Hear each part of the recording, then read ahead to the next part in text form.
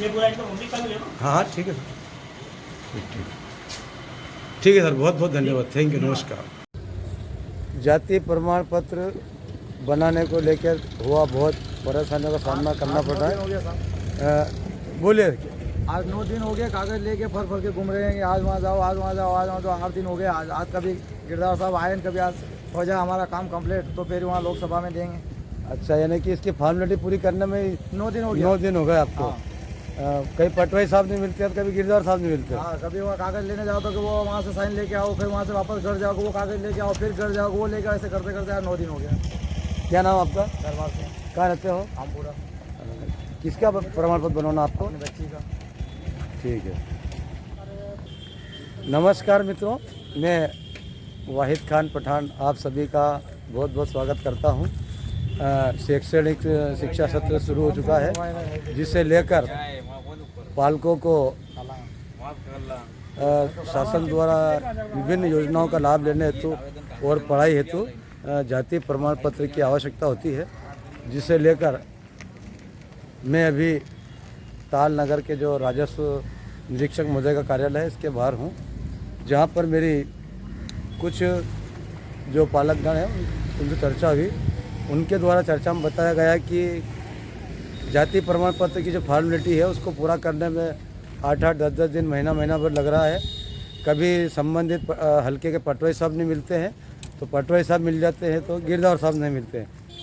तो प्रशासनिक अधिकारीगण का अपना अपना मामला है। कुछ बोलना चाह रहा भैया मेरे? हाँ बोलो सर, क्या बोलना चाह रहा, बोलो, ये वीडियो चलेगा, आप बोलो। एक फार्म वो बाकी था नया लाओ, नया लेके आया मैं अभी कि पटवारी साहब के साइन करवा के लाना। अब पटवारी साहब वहाँ मेहतपुर रोड है, वहाँ जाके ले गए। हाँ, क्या नाम आपका? बाबूलाल। कहाँ रहते हो? पंचकुला। कौन समाज में हो? कुमावत। यानी कि ऐसे कई लोग हैं जो अपने इस फॉर्मेलिटी में उलझे हुए हैं। तो अभी मेरी कुछ पालकों से चर्चा भी हुई है, जो अभिभावकगण हैं, उनके द्वारा बताया गया है कि बच्चों को पढ़ाना लिखाने के लिए जो जाति प्रमाण पत्र की आवश्यकता है उसमें कई प्रकार की परेशानियों का सामना करना पड़ रहा है, और पूरी फॉर्मेलिटी पूरी करने के बाद ही लोक सेवा केंद्र पर कागज़ जमा करना पड़ रहा है। जबकि कुछ लोगों का मानना है कि जो संबंधित व्यक्ति को जो कागज़ है उसके वो पूरे करके लोक सेवा केंद्र में जमा करा दिया जाना चाहिए, वहीं से फॉर्मेलिटी पूरी होना चाहिए, जांच होनी चाहिए।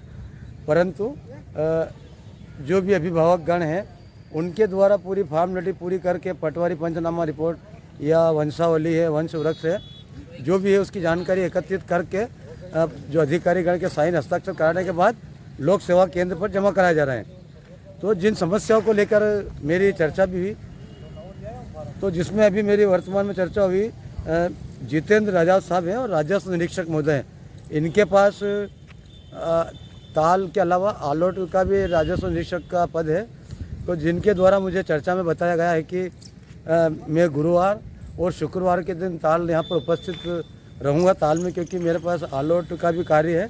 और साथ ही आपके द्वारा बताया गया है कि जो फर्जी तरीके से जो जाति प्रमाण पत्र जो तथा कथित रूप से कुछ जारी हो जाते हैं, उन पर कहीं ना कहीं अंकुश लगाने के लिए शासन के दिशा निर्देश अनुसार हमारे द्वारा जो जाति प्रमाण पत्र में है उसमें ST SC अजा वर्ग के जाति प्रमाण पत्र हेतु सन 1950 के पूर्व का स्थायी रिकॉर्ड जाति प्रमाण पत्र का रिकॉर्ड का आवश्यकता ली हो रही है और उसकी मांग की जा रही है। यदि कोई यह उपलब्ध नहीं करा पाता है तो उसको संलग्न शपथ पत्र करना पड़ेगा भाई कि वकील महोदय के द्वारा तस्दीक करा कर के ये मेरी समस्या है और मैं इतने वर्षों से या इतने सालों से हमारा परिवार यहाँ रह रहा है। इसी प्रकार चर्चा में आपके द्वारा बताया कि जो अन्य पिछड़ा वर्ग का है उसके जाति प्रमाण पत्र के लिए 1984 का रिकॉर्ड, उसके पूर्व का रिकॉर्ड अनिवार्य है, जिसे लेकर भी मेरी उनसे चर्चा हुई है। तो उनके द्वारा साहब के द्वारा ही बताया गया है कि भैया 1984 से पूर्व का भी पिछड़ा जो अन्य वर्ग जाति का है उसके लिए 1984 से पूर्व का रिकॉर्ड चाहिए, जिसके लिए भी यदि ऐसा नहीं है तो या तो वो संबंधित भूमि की पावती अधिकार या रिकॉर्ड है, जो भी चीज़ें हैं वो पेश कर सकता है। अगर वो नहीं है तो शपथ पर तस्दीक करवा के दे सकता है।